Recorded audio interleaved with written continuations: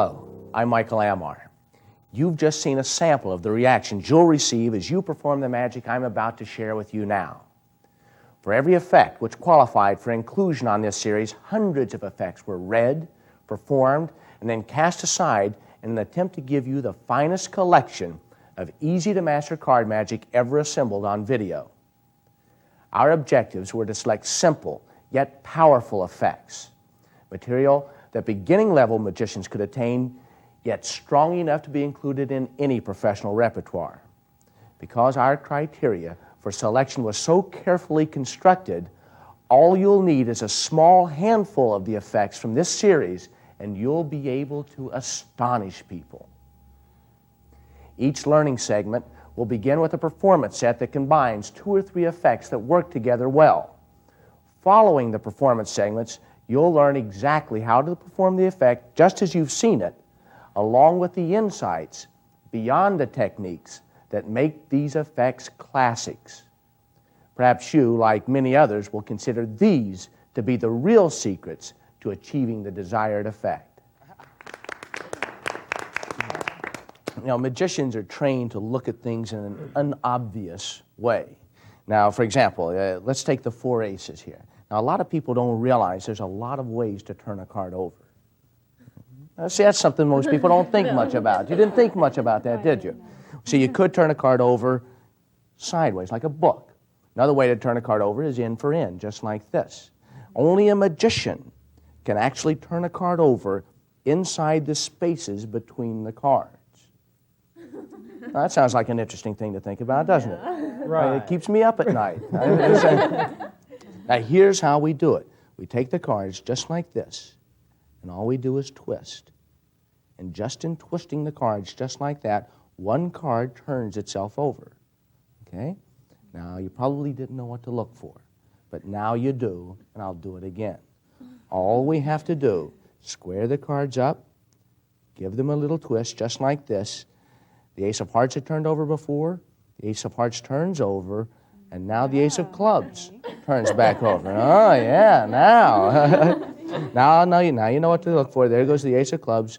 I'll try it now for the ace of diamonds. All I have to do is twist the cards just like this, and the ace of diamonds turns itself over.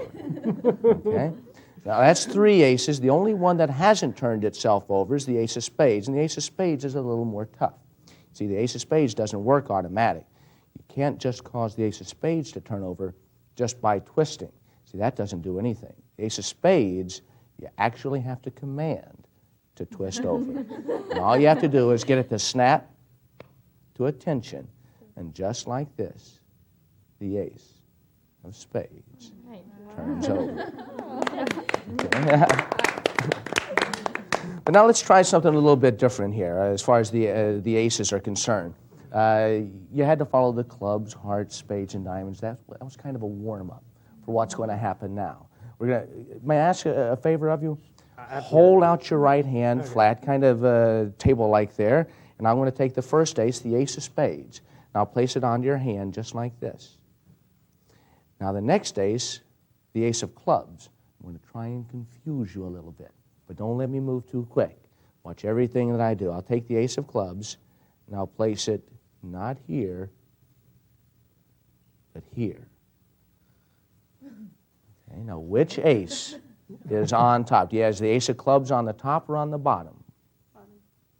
On the bottom? No, it's the ace of, no, the ace of spades is on the bottom. The ace of clubs is on top. He's got the hearts and diamonds. Show him. So don't tell him how that was done. You know, this is one of those things that can actually be taken to an extreme.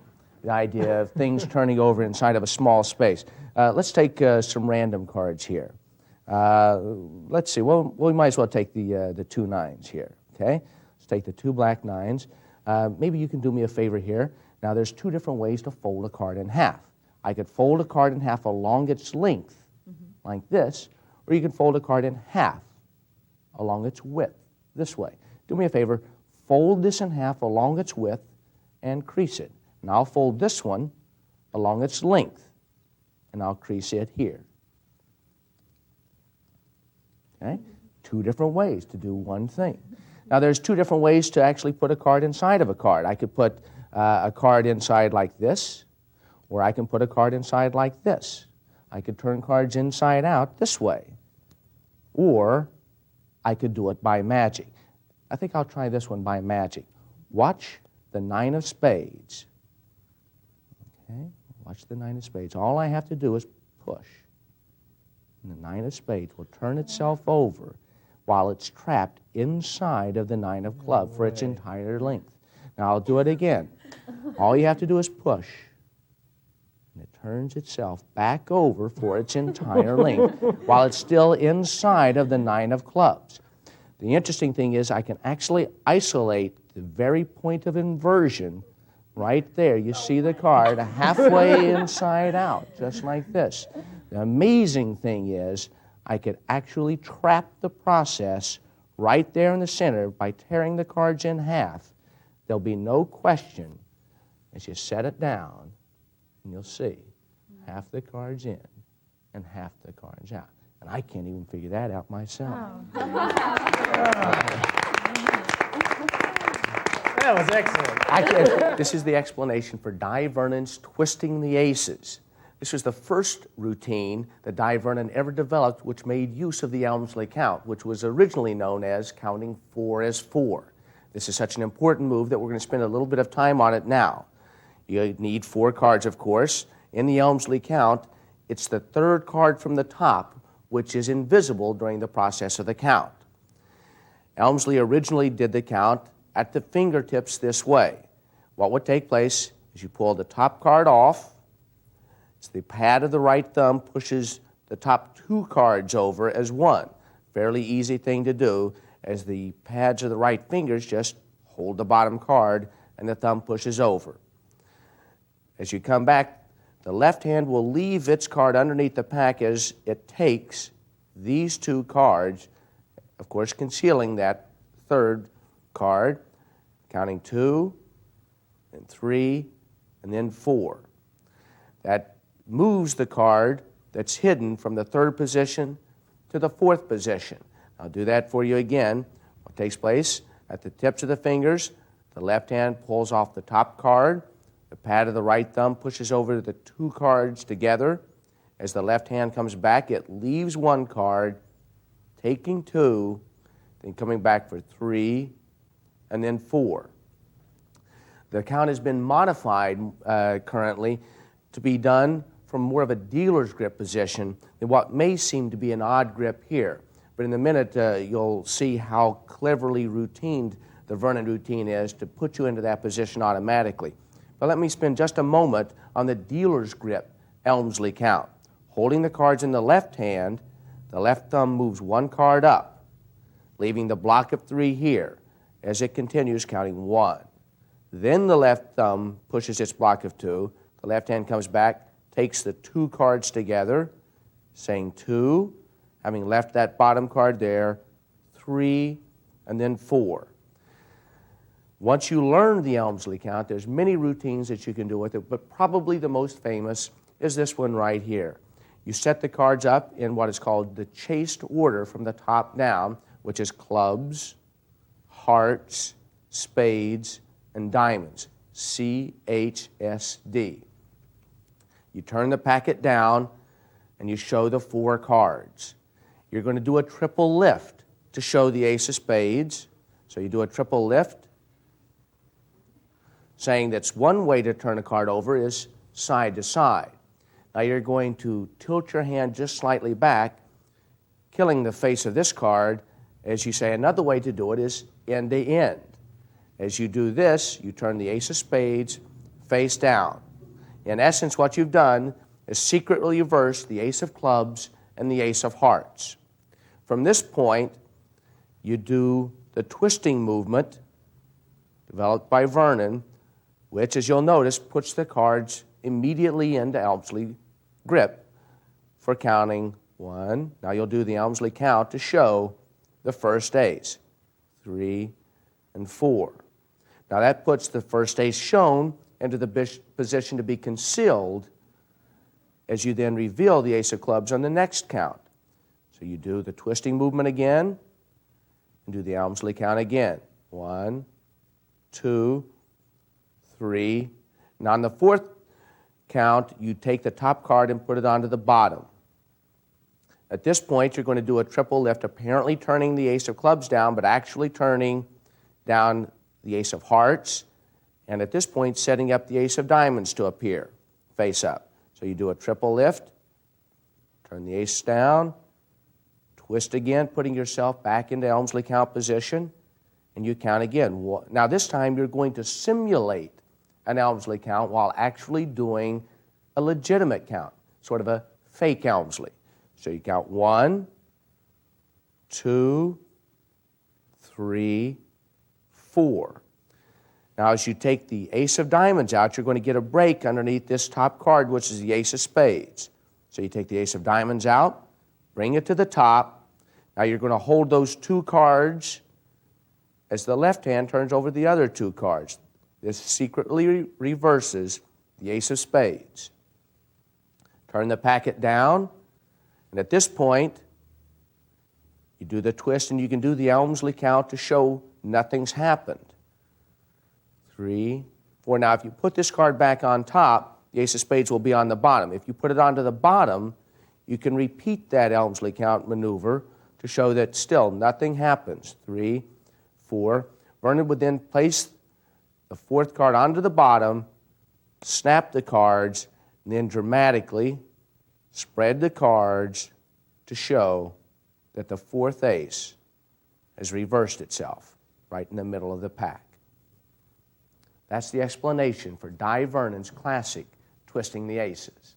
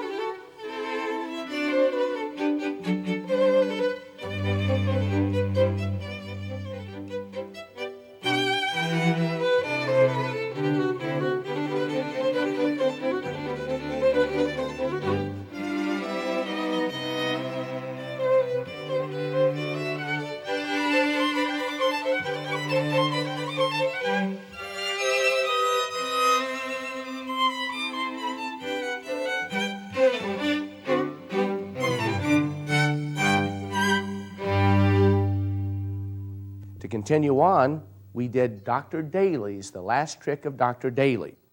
To do the last trick of Dr. Daly, what you're going to need to do is make sure that the colors are alternated, red, black, red, black. Turn the cards down. You're going to do a double lift, okay, from the top of the deck to show a black card, okay, double lift, so that when you place this into someone's hand, you're actually placing a red ace into their hand. Now you're going to do a double lift from the bottom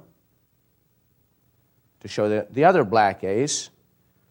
Okay, but because it's a double lift, of course, you'll be placing a red card into their hand.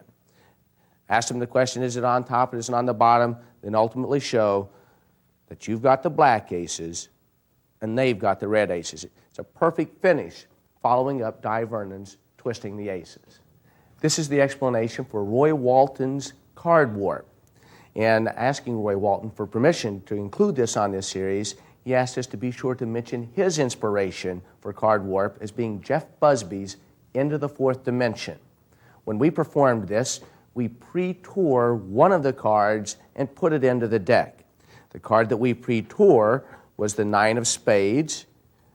It's torn halfway to the center of the card, and it's placed halfway into the deck so that you come to the first 9 first. Up jog the 9 of clubs. When you come to the 9 of spades and up jog it, the 9 of clubs conceals the tear in the card, and you take the 2 cards out. As you ask the spectator to fold 1 card in half, you're cleanly showing both sides of the cards, and the right thumb just conceals the pre-torn card. The spectator will fold their card in half along its width. You fold your card in half along its length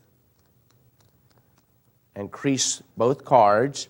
Now, as you place the 2 cards together, what you're going to do is allow this card to go down in between here so that when you open this card up, in essence, you're taking this card this way under cover of the top card being reversed, which sets up the entire effect. Okay, as you can see, now you've got the situation that allows the card to reverse itself as it passes through the other card. You show the card all around, push it back through it, reverses itself again. You can go all the way up to about that mid-range, push it back through. At this point, you can take it up to the corner. I hold it right at this edge, and I bring the cards right to there so that they seem to get a very clear picture of the card reversing itself right in the center. Then to conclude, all you have to do is center the inside card, tear the card in half like this, and that cleans up your setup so that you can set the card down and you've got a perfect reversal. And you've destroyed the evidence. Now, that was explanation for Roy Walton's card warp.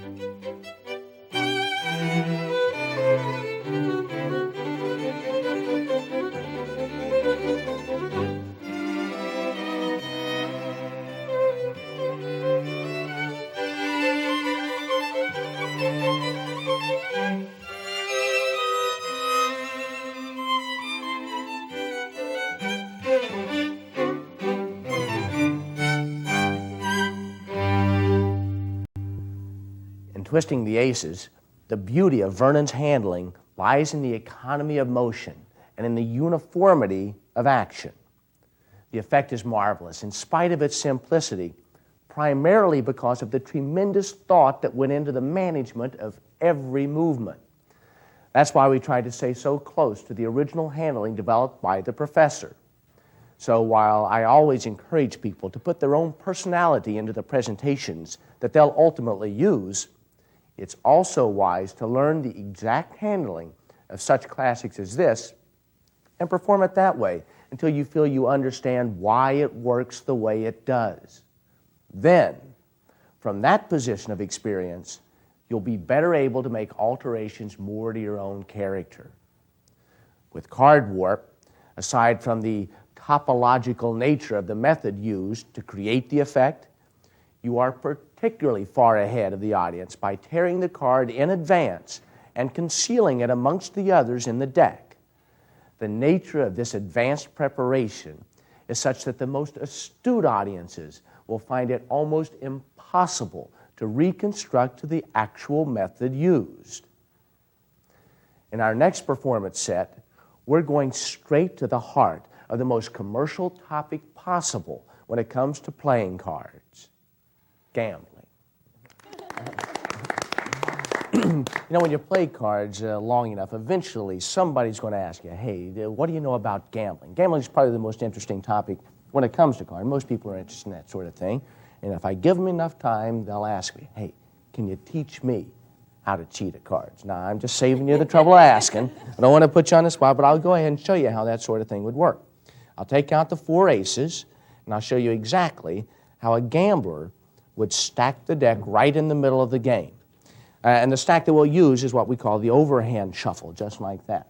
Now, typically, you would only stack 3 cards. But if you wanted a 4th one, I'll show you exactly how that would work as well. Now, it's a formula. Let's say there was 5 of us playing in the game. You take 2 times the number of players plus 1, and you run those off. That's 11. 1, 2, 3, 4, 5, 6, 7, 8, 9, 10, 11, and you throw those on top. Now, that's pretty easy, isn't it? 1 less than the number of players, that's 4. 1, 2, 3, 4. Then the number of players, 1, 2, 3, 4, 5. Then 1, and then the number of players again, 1, 2, 3, 4, 5. Now, that's all pretty simple. At that point, you have your friend cut the cards at just the right spot, and you're ready to go. I'll deal a 5-hand game of poker. And as you can see, that puts the aces right in my hand. But, you know, that's only part of the game. Getting the aces in your hand is only half of the goal. The main thing that you want to do is make sure that these guys, in this case, really getting just random cards, you want to make sure that these guys are enthusiastic enough about the game to be willing to put money into the game. So you've got to give these guys a good hand. So here's how that would happen. I'm going to put the aces down into the center of the deck, just like this. And I'll show you how to do the game in such a way that you get more money in the pot. That's the key. First, you want to start around with the all-around square-up move, and you deal yourself 5 hands, just like this. And we're going to see if we can get these guys to empty their wallets into the game. Okay? So let's see. This guy, well, that guy's getting ready for a flush. He'll probably stay in the game. Let's see, this guy. Hey, this is what they call a safety raiser. That's like gambling. The safety raiser. You know, you give somebody 2 pairs, and they're bound to raise. Okay, putting more money into the pot. 4 twos. You know this guy's going to stay. You know this guy's going to put all his money into the game. And a pair of jacks. Now, that's not great, but he'll stay. Yeah. He'll stay, and he'll play, and, well, that's not a good start, but, well, this is draw poker. Draw poker, right? You get to, now, if we were playing draw poker here, and let's say this was your hand, and you were going for a flush. Now, you'd probably what? Take 1? If I take 1 card there, get rid of that one. Hey, good job. Good job. You got to flush in hearts. Now, what would you do there with 2 pair? 2 queens, 2 tens. You'd get rid of that one. Hey, you got it. You got it. Full house. Now, what would you do with this guy? If you were this guy? Get rid of that 5. Get rid of that 5? Well, you know, when people only take 1 card, a lot of times the gambler will say, well, they got such a good hand, I better deal them from the bottom. And so that's another thing that you got to look for. But, hey, kind of rounded that thing out, didn't you? Sure. 4 of a kind. Well, you got a pair of jacks there. What would you do? Well, I'll probably get rid of a couple there. Get rid of these 3? Okay, let's see what you do. If you draw 3, there you go.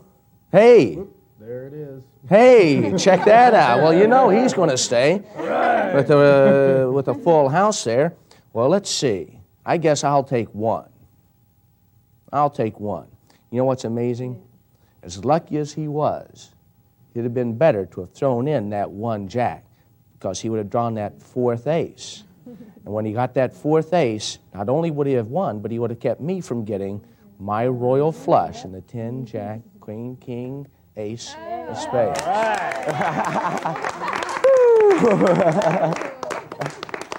I'd hate to play cards with me. When you play poker, a lot of times like that, it's not just a matter of getting a good hand. There's other things. You have to control your body language. That's a really important thing. Because you can give away what you got in your hand just by the way your face looks. There's been books written on this. It's called, they call it a tell. That's what they say. They say keep a poker face. So, they don't mean don't have a face like a poker. They mean don't express things with your face so that people can tell what you've got. I'll show you how that works, basically. Pull out any card at all and show it around, and I'd like to have you pull out any card at all and show it around. Make sure that everybody knows what the card is.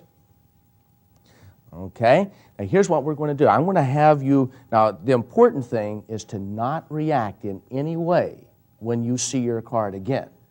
Okay? That's the most important thing. Return your card to the deck there. And I'll give the cards a cut. And let's see, how about put your card in anywhere? Right there. There we go. Now, here's what I'm going to do. I'm going to show you every card in the deck. Let's do it one at a time. I'll do you first. I'm going to riffle the cards just like this. I want you to look at every card in the deck, and I'll just watch your eyes. And the moment your pupils dilate, now be real careful. Try not to do this intentionally, okay?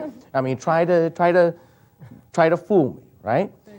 And I'll tell you the second that you see the card that you select. I'll stop as we go through the deck, and I'll say, oh, that's your card. Now, do me a favor. Watch my eyes. Make sure that I only watch her eyes, and you just watch the cards.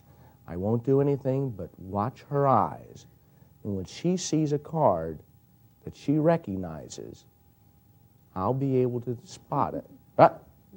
Is that it? Is that your card? Is that your card? Right from the center of the deck? Now, you're probably thinking, now, wait a second. Now, you know the card's in there somewhere. I'll try the same thing with you. Now, watch what I do. Watch my eyes. You watch my eyes. You watch the deck. Make sure that I'll never look at the cards at all. All I'll do is just riffle the edges, watching for her poker tell, and I'll be able to tell just from the dilation of her eyes. Is that it? Is that your card? Right out of the center of the deck? I don't even have to know what the card is. You can pull it straight out from the center of the deck. So listen, when you play poker, be sure to be careful. You get poker face. Watch them in the eyes. That's how you tell. That's how you know. This is the explanation for Di Vernon's poker deal, which was published in the Di Vernon Book of Magic. This poker deal requires a 27-card stack, which we're going to show you on your screen now.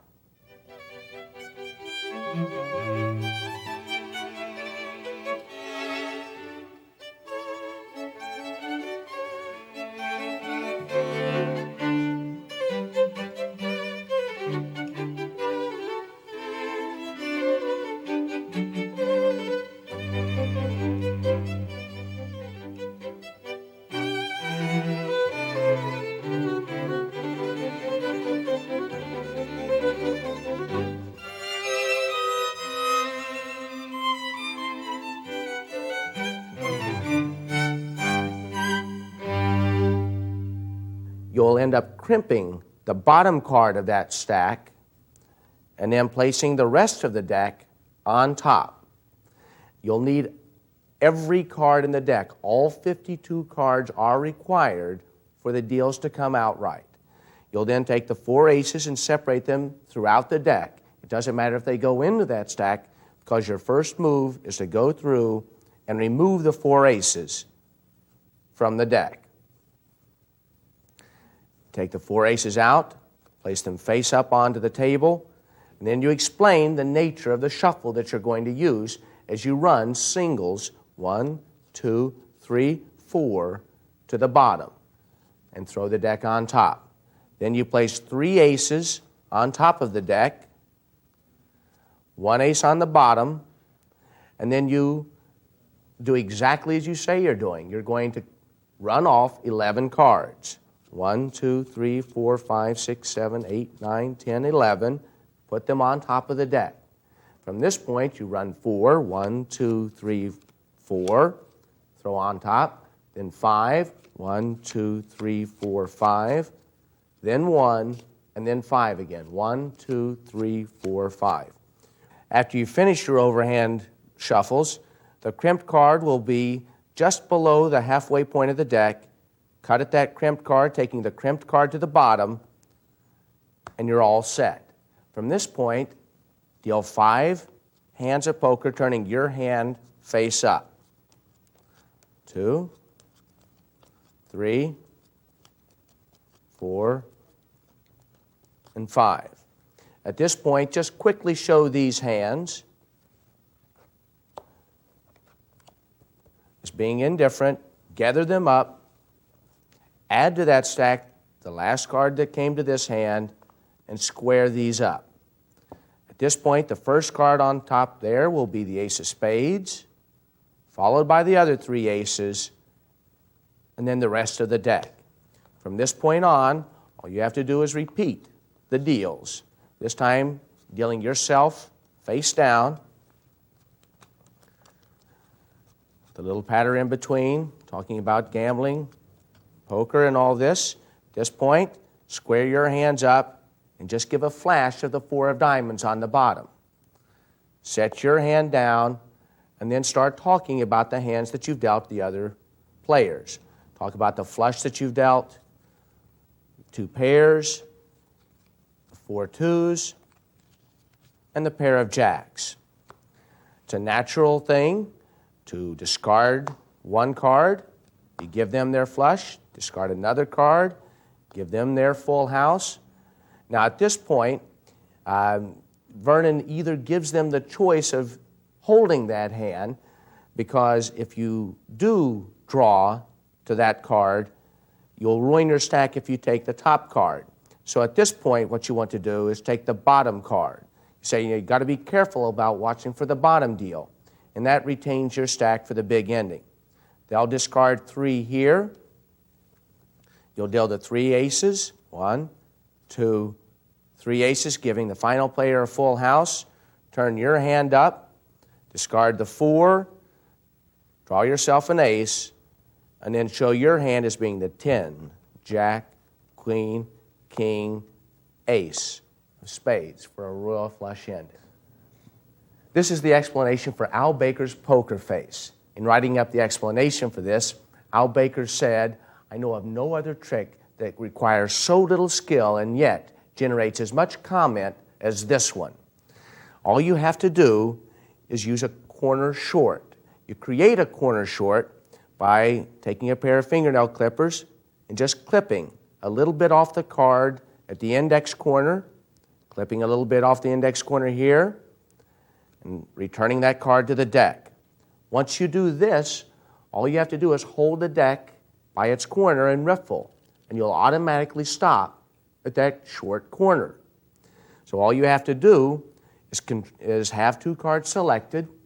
You can have your short corner on top, have them return their 2 cards right on top of that short-cornered card, and then just riffle the edge of the deck. You don't even have to look at the cards. Just look them straight in the eye, and when it hits that short corner, it'll stop automatically. Remove that card. The next card is now in place. All you have to do is riffle the edge of the deck again, look them right in the eye. You'll hit that short corner. Boom. That'll be the second selection, and then you hand them their selected card to conclude Al Baker's poker face. With the Vernon poker routine, there is inherent emotional interest in almost anything related to gambling and card magic. But beyond that, Vernon has created an interesting an entertaining storyline that will fascinate anyone, whether they personally gamble or not. And the real secret to Poker Face is that the spectators are more than just eyewitnesses to something you do. Rather, they themselves become part of the very essence of the demonstration because of their personal involvement, whether it's through the animation of their eyes or the twitching of their faces. As a result, they create the magical atmosphere that gives an effect like this more oomph. In spite of the name, this effect's real secret is the expressive faces that the audience members themselves portray. Now, we're going to see what some consider to be the finest self-working card effect ever. And after that, we'll share with you an effect from the repertoire of many top professionals from the 1800s. But don't worry about the age of the effect, because that's the best part. It's so old, it might as well be brand new. Well, thanks. This time I want to try something a little different. You know, I've had a lot of people picking cards and finding that sort of thing. I want to do something different. I'd like you to just cut off a small packet of cards, 10, 15, 20, any number at all. Okay? Now, I'm going to turn around. You can make sure that I don't want, but what I want you to do is count quietly so that I don't know the number, okay? Count how many cards you've cut off, okay? And you can watch to make sure that I don't watch her, okay? Now, there's no way I could have known how many cards she was going to cut off. No way that I can know the number of cards that she's counting now, unless, of course, I watch this tape later. And that's not going to do me much good. It'll be over, okay? Do you have that done? Okay? Now, I'm going to count off. I'm going to make a row of cards just like this. And we're going to use these cards in a second. Let's see how I'm doing here. There's 3, 5, 10. There's 13, 14, 15, 16, 17, 18, 19, and 20. I'm guessing that that's more than you've cut off. So what I'm going to do is I'm going to count like this, and I'd like you to remember the card that falls at the number that you've cut off. Now, that's a pretty random way to come about a card. Okay. And here we go. 1, 2, 3, 4, 5, 6, 7, 8, 9, 10, 11, 12, 13, 14, 15, 16, 17, 18, 19, 20. You got a card? Got my card. Keep that card in mind. I'm going to gather these cards up, and I'm going to have the cards themselves tell me the card that you just identified and remembered. You got it in your mind? Mm-hmm. Okay, and you can even overhear what I'm doing here. See those little... That's what I'm doing. Let me think. It was the ace. It was an ace, wasn't it? Ace. Yeah. Ace of. Did you get that? The of. Yeah, ace of clubs. Ace of clubs. Was that your card? My card. Hey, I'll tell you what. Right. Now, you may think that maybe that's a sleight of hand kind of thing. It's not. It's not a sleight of hand thing. See, I knew that you were going to get the ace of clubs. You did? Oh, yeah, I knew it. Yeah, look, check it. Look. Look, down here in the center of the deck. Down here in the center of the deck, there's one card that's red. And it just happens to be the ace of clubs. Now, I didn't just know before the trick started that you were going to pick the ace of clubs. I knew yesterday. Yesterday. Even before now, yesterday, that you were going to pick the ace of clubs. And that's when I wrote, what am I talking about? I wrote inside of there the ace of clubs to prove that I would know that you were going to cut to the ace of clubs. Now, I can figure that. As a magician, I can say, okay, yeah, I can see how that can all happen. But here's what I don't understand. There's no way I could have determined the number of cards she was going to cut off. No way I could have influenced that. You cut the cards anywhere you wanted. But this is what I don't understand. How the one card that she cut to turned out to be the ace of clubs. That's what I can't figure out. And don't tell me how you did it. Don't ever tell me. That was a good thing. That was a good thing. I don't even want to know. I don't even want to know. Let's see. Let's try something here. Would you pull a card out for me? Okay. And I'd like you to show it around. You got it? Now, would you like to change your mind about that card? No, you're happy with the mind you have? Yes, it's a joke. Okay. I'm going to mix the cards inside the deck just like this, and I'm going to put the cards inside of the card box. Now, that's all pretty fair so far, isn't it? Yes, sir. Okay. I'm going to close the cards inside of the card box, and I'm going to take out my pocket square. Now, okay, no doves inside of there, no rabbits, no funny stuff. Make sure that's just exactly what it seems to be. Regular old run-of-the-mill pocket square kind of a thing. Okay, what I'm going to do is I'm going to take the deck and I'm going to wrap the deck up with that pocket square, okay, so that there's no way that I can manipulate the cards. So I'll wrap it here, wrap it there, and I'll wrap it around here. This is going to be a hands-off card trick. See, once I wrap it inside the handkerchief just like this, all I have to do is give it a tug. And now the card, amongst all those cards inside of the box, has identified itself as being the card that you had selected. And if I go like this, it's now identifying itself. It's isolating itself. It's, in fact, passing straight through the cards, straight through the card box. Hold on to that if you would. Let's see. Was that the card that you had selected? The King of Clubs? Now make sure that there's no way that it could possibly have gotten out of there. As you can see, just like that, one card only inside, and that was, in fact, the only King of Clubs that we had. But you know, sometimes people think, I want to be absolutely certain this time. Sign your name across the face of that King of Clubs for me. That way, every time you see that King of Clubs, there'll be no question. That's the King of Clubs that we're talking about, right? Okay, and let's put this back on top there. And I'll cut your card down inside the deck. Now, you've got one card identified and their name signed across the face of it, right? Mm-hmm. Now, there's little chance that the card that she just signed would have come back to the top of the deck, but let's make absolutely sure. It wasn't the Ace of Spades, was it? Your card wasn't the Ace of Spades? Well, here's what I'm going to do. I'm going to take the Ace of Spades and I'm going to place it right inside of the card, of the handkerchief, so that it's isolated from the edges. There's no possibility that I could get down inside of there to cheat. And I'm going to gather it up just like this. Now, here's what happens. All I have to do is pull once, twice, and 3 times. I pull the Ace of Spades right through the handkerchief. But do you hear? There's something inside. Hold out your hand for me. Hold out your hand for me. Let's make absolutely certain. Now, there's one card inside. You'd signed the King of Clubs? I got it. Oh, my God.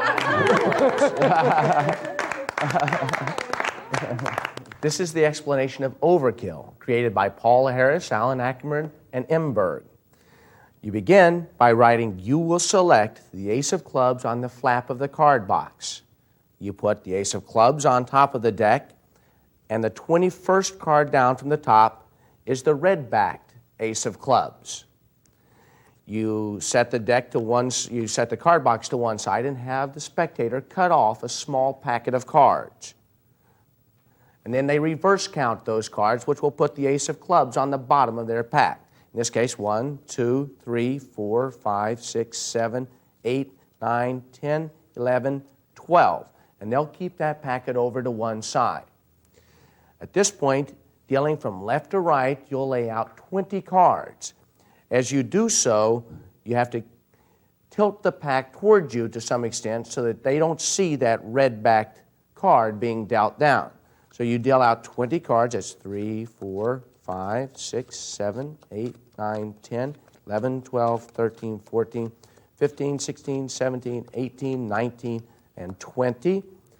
You count from the right to the left, asking them to remember the card that falls at the number that they cut off. So counting from right to left, they'll end up remembering the Ace of Clubs. It's the 21 card force, 21 down force. You square that packet up, put those on top, and from that point on, all you have to do is milk the effect. You predict the Ace of Clubs. Then you show one card, red-backed in the center, the Ace of Clubs. Then you reveal your prediction, and finally, you have them look at the card, which apparently they cut to. At this point, they've forgotten that they have reverse counted, and then you show that they seem to have cut right at the card that you predicted. That's the explanation of overkill. This is the explanation of card through handkerchief. There's been many versions printed, both with the card box and without. The original printing of the card through handkerchief was published in the New Era Card Tricks back in the 1800s. All you have to do is control the card to the top of the deck, and as you close the flap, just make sure that the flap goes between the top card and the rest of the deck, right there. And you hold that in your left hand. As you take your handkerchief, the left thumb works the card out, but you do that under cover of the handkerchief, and I'll show you what happens. As soon as the handkerchief covers the hand like this, what's going to happen is the right hand goes underneath the handkerchief, and the left hand just drops the card box, leaving the card inside of the left hand underneath the handkerchief. Here's what that would look like. You cover that like this, and just bring out the card box, and you'll have the selected card in your left hand. You center the card underneath the handkerchief and place the card box right on top of it. The fold is very important. So you bring this diagonal corner directly toward you. And at this point, you have to make certain that the edges of this card are trapped by the wrapping around of the handkerchief. Make sure that in wrapping this one around, you don't unwrap this one, because you want both corners supported. You're going to end up with this situation. Holding the handkerchief here, this allows you to let go of the deck, and yet the card is trapped in that fold right at the back. So holding the deck like this, shake the card. The card will start to slowly appear. As you can see, it's still held by the fold right at the back. Continue to shake. Allow it to snake its way out from the folds of the handkerchief. When it gets about halfway out, you can reach up, get ready to catch it in case it should come loose, then help it out as it continues. I like to have someone hold on to this, and in doing so, what they'll do is you'll end up handing it to someone and letting go. You've destroyed any evidence that they may be able to use to reconstruct as to how that card was held in there, and then you dramatically turn the card over to reveal that the selection has penetrated not only the card box, but straight through the handkerchief as well. That's the card through the handkerchief.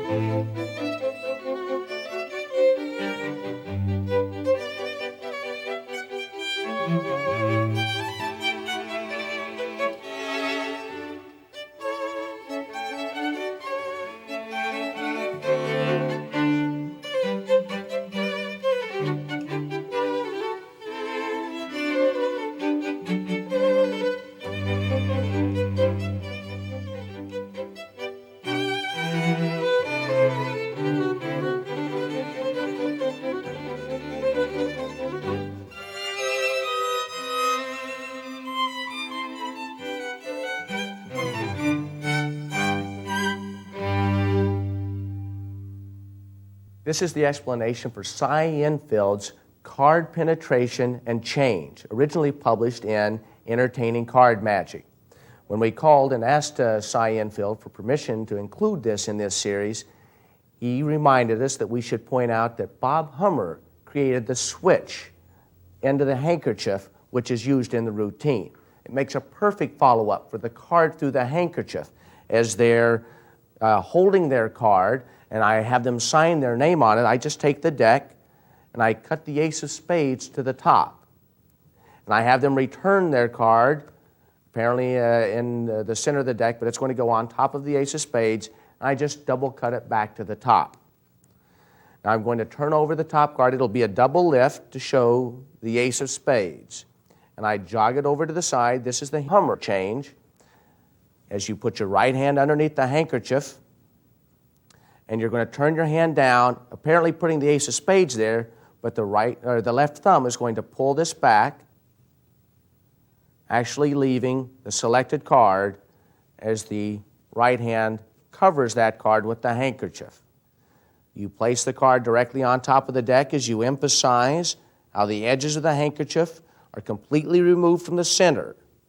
As you then gather them together, bundle them up, and now you're going to act as if you're pulling straight through the handkerchief the ace of spades.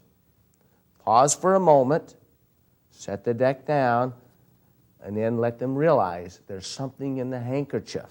Have someone hold out their hand, place the handkerchief onto the hand, and very slowly uncover the card, and then dramatically turn it over to reveal that the selected card has changed places with the ace of spades, and that's Cy Infield's card penetration and transpo.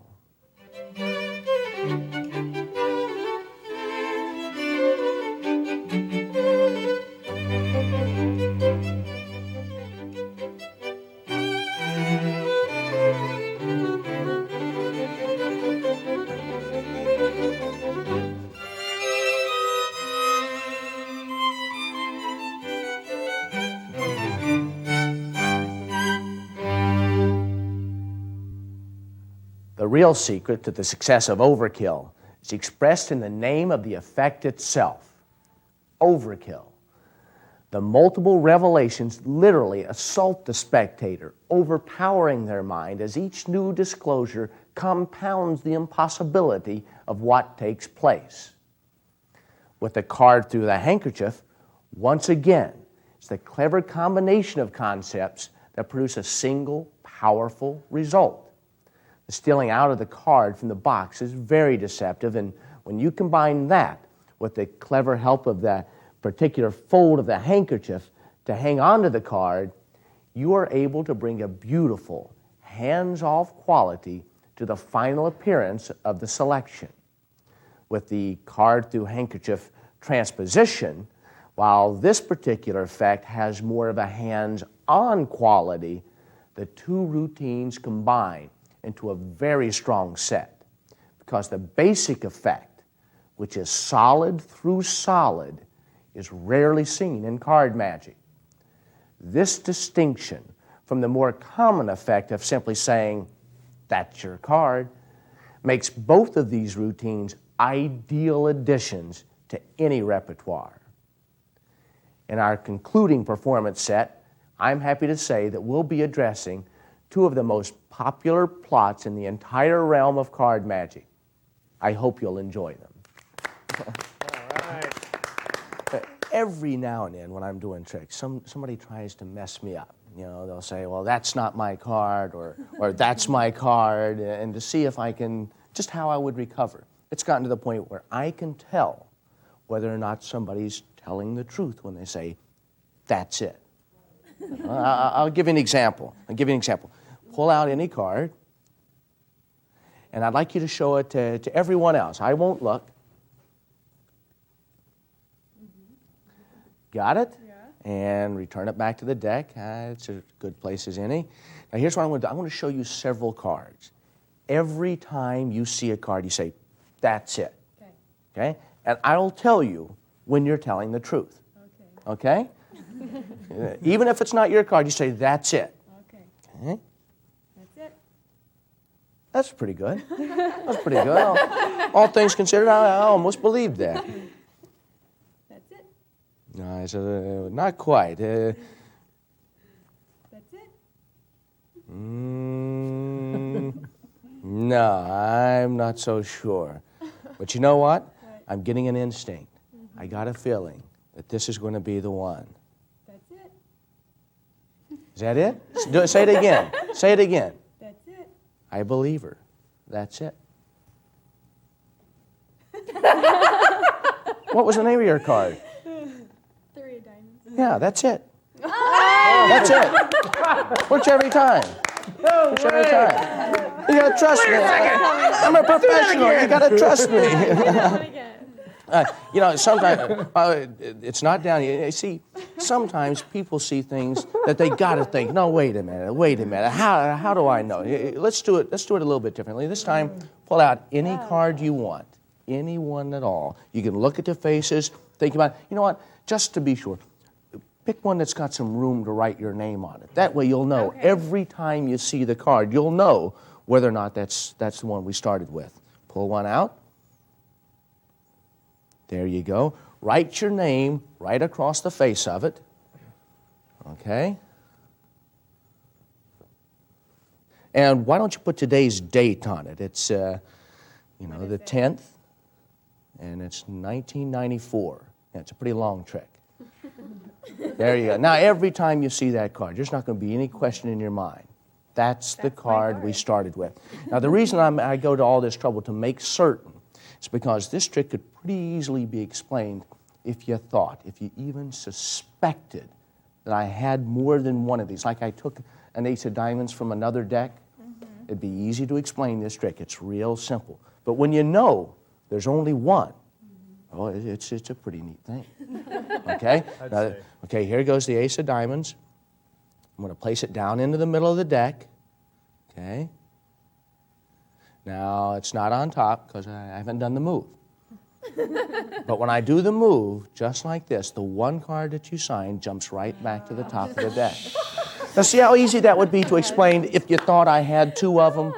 But when you know I've only got one, it becomes a pretty neat thing. Huh? Now, I'll show it to you again, because a lot of people, they don't know what to look for the first time. They don't know what's going to happen, right? But now you know. Now we know. Now you know what to look for. I'll take the ace of diamonds, place it into the middle of the deck. I riffle with my thumb. That's doing the move. Just like this. And the card comes straight back to the top of the deck with your name across the face. Now, I don't feel like I was moving too fast for people to follow or anything. But every now and then somebody says, hey, man, you're moving too fast. I need glasses. So here's what I'm going to do. I'm going to move as slow as I possibly can so that there's no question that the card we're dealing with is the one with your name on it. And I'm going to put it down into the center. I'll put it into the center again. Now, that's pretty fair. It's not on top. See, because I haven't done the trick. When I do the trick, it looks just like this. I just riffle with my thumb, and your signed card comes straight back to the top. No way! Yes way! Now, the problem is, you look at the backs of the cards, all the backs look the same. You never know the moment, the actual instant that it arrives on top of the deck. So I figured the best way to let you know without question is to mark the card in such a way that there's no question. Even from the back, you'll be able to identify which card that is because it's got that big hump right in the middle of it. Now, here's how it works. I put it straight into the center of the deck, just like this. I riffle like this, and I snap. And you actually see the card appear on top of the deck. And it's got your name signed across the face of it. And I can't even figure that one out. All right. This is the explanation of the late Eddie Fechter's That's It. Jerry Mincer, who wrote the book on the magic of Eddie Fechter, has given us permission to include That's It on this video series. To perform That's It, you have a card selected. As it's returned to the deck, and let's say the selected card was the ace of spades, as it's returned to the deck, you add one card on top of it and then get a little finger break over that. So actually you have a break, one card above the selected card. As the right hand comes above, what you're going to do is pick up at that break. But as you do so, you're going to drop two cards so that the right thumb now has a break above two indifferent cards. You turn over the card that you've added on top of the selected card, have them say, that's it. You turn the card down using the right-hand pack. Now you turn the selected card over using the right-hand pack, and then turning it down, you use J.K. Hartman's add-on as you add on those two cards. Now you thumb off what seems to be the selection. And turn over the next card. They'll say, that's it. Set that onto the table. bring the left-hand packet to the top. Now the selection's on top, so you get a break below 2 cards and do a double lift. Have them say, that's it. You're going to turn over the double, dropping off the bottom card, and I'll expose it as we do here. As you turn it over, you say, you know, I believe you. That's it. They'll say, no. You say, what was your card? I'll say, the ace of spades. You turn it over as you say, that's it. And when Eddie Fechter would perform this, he would always conclude by saying, oh, and by the way, the name of this trick? That's it.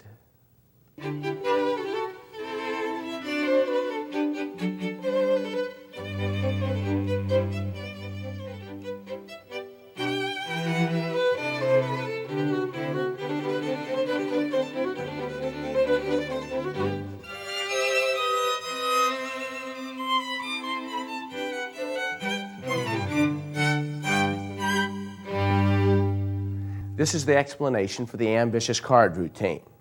In my particular routine, while the spectator is signing the card, I just reverse the top 2 cards of the deck. I don't do it in any fancy way. There's plenty of misdirection. As they're signing, I just turn over 2 cards. And I just turn the deck towards myself to conceal that from the audience. I pick up the signed card and I put it right on top of those 2 face-up cards. So now, in essence, I'm 3 cards ahead. I do a triple lift. It's easy to turn over a triple. Place the top card into the center of the deck. As I'm pushing it flush, I get ready in advance for the double lift to come by getting a break under 2 cards. Then I push the card flush. Then I do the riffle so that I'm easily able to go into a double lift to show the card back on top. I use the Divernon double lift by keeping a break. You create the illusion that the top card is being pushed over by the thumb. Actually, the 2 cards are pinched between the thumb and the middle finger as they're pushed over together, and then the right hand pulls it and flips it over. Place that card into the center of the deck, do the riffle, turn over the single card in the same way that you turned over the double and the triple to show the cards back on top. Now we'll do the move that's credited to Ed Marlowe. As you buckle to get a break above the bottom 2 cards, the right thumb picks up that break as you kick the top half into the left hand, turn over the ace of clubs, push it forward. As you push it forward, you drop off the 2 cards from the bottom as the left hand turns palm up to show the selected card. Push it flush as the left hand turns back and pushes over the top card inside the right hand's packet. Put the right hand's packet inside the left hand's packet. Show that the card isn't on top, which allows you to get that break, setting you up for the double lift. Riffle. Do the double lift to show the cards back on top. This sets you up for the pop-up move where the bent card comes back to the top. This particular move was published in Expert Card Technique with no credits, but you have a double card. You put a severe crimp in it, like this. Place the double card on top. Now, what you're going to do is thumb this onto the top of the left hand's packet, and as you do so, the right index finger makes sure that the selected card doesn't reveal itself, and you show the bent card going into the center. Place the packet on top. The thumb and the middle finger holds the crimped card flush on top of the deck like this, so that when you snap your fingers, boom, it visibly pops back up onto the top. You turn it over to show that it is the selected card. And here's an idea by Larry Jennings. You put that bent card face up onto the top, and you riffle like this. That removes the crimp from the other card that's in the deck while reinforcing the crimp in the selected card, and that's the perfect ending for any ambitious card routine. I hope you'll use it.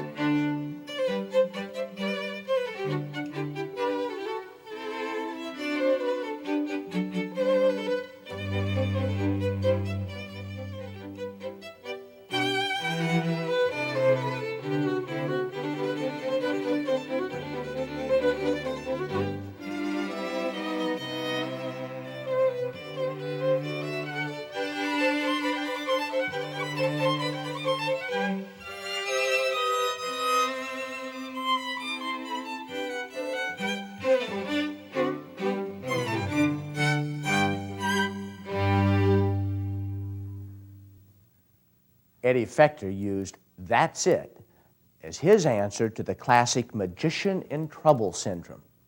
But there's the potential danger of appearing too cocky once it's over because it's a real gotcha at the end.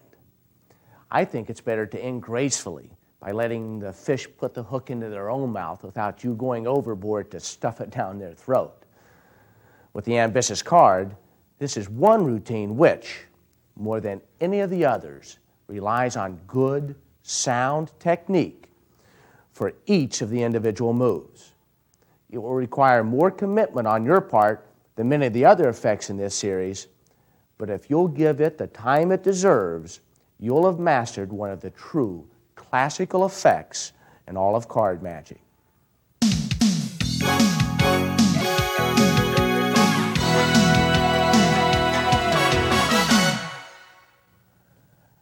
Our goal all through this series has been to give you the maximum value for your investment. For that reason, we are giving every owner of this tape the props necessary for actual performance of the following bonus effect. After you see the routine itself, I hope you'll agree with us when we say that this is one of the most powerful and magical effects that you can do with a pack of cards.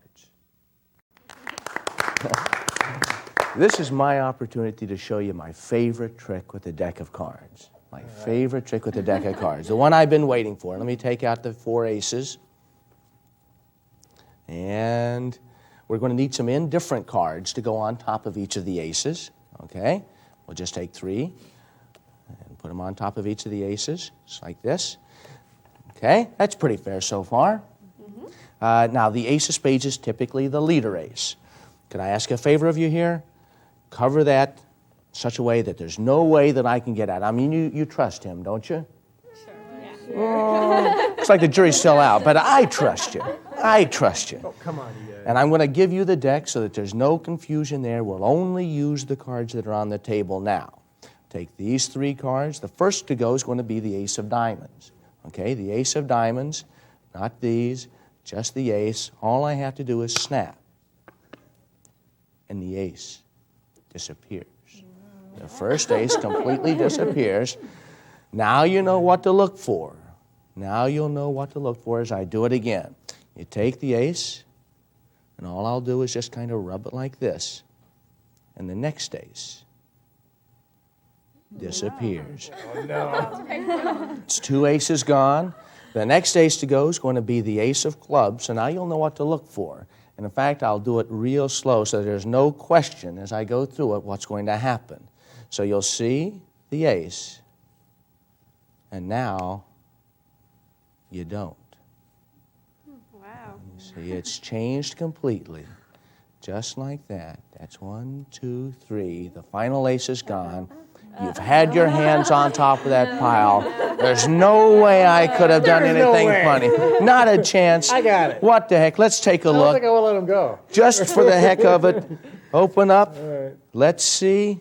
There's 3 cards in there. There's the ace of spades, and by golly, there's the ace of clubs, the ace of diamonds, and the ace of hearts. That's amazing. That's amazing. This is the explanation for your bonus effect, McDonald's aces.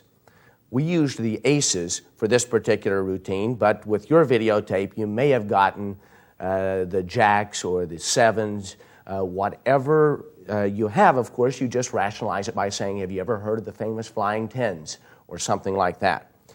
Each set of double-faced cards, of course, has indifferent cards on the back. The first thing you'll want to do is remove those duplicate cards from the deck that you're using so that you don't end up with running into those particular cards.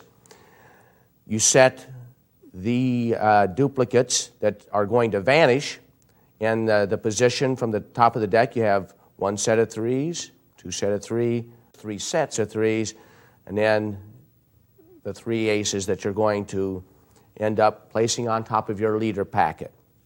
Distribute these through the bottom half of the deck.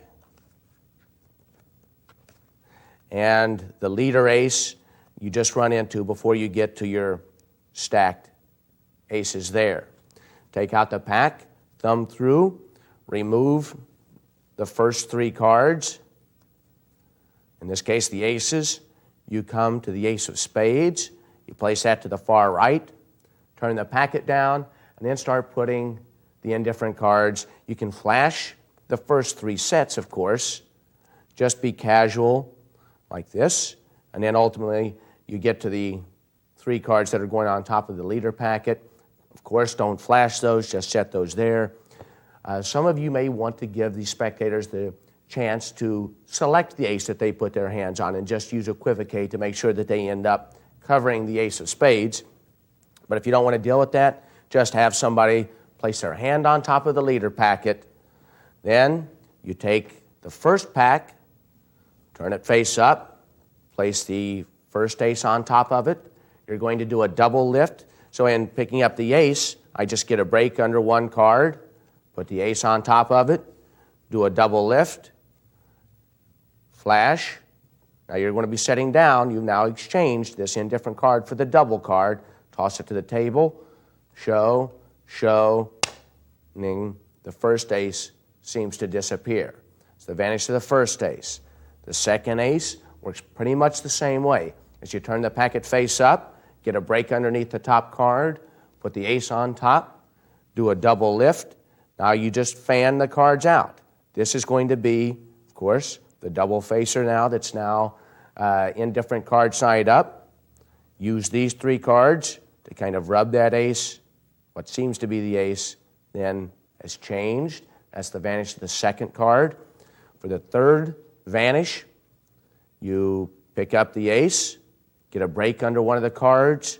So now you're holding a double card. The ace here and an indifferent card.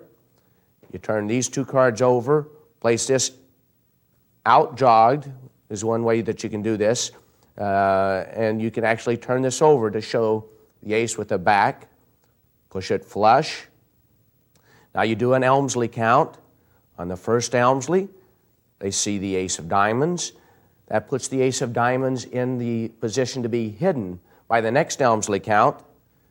So now when you do the next Elmsley, it seems the card has changed. You can turn the card over, show that that ace has vanished, and then just turn these down and show the last ace has disappeared. Then have the spectator lift his hands off the cards, and the impossible has happened as they've traveled invisibly underneath the spectator's hands. It's a wonderful routine. It's as strong as card magic gets. I sure hope you'll give it a try.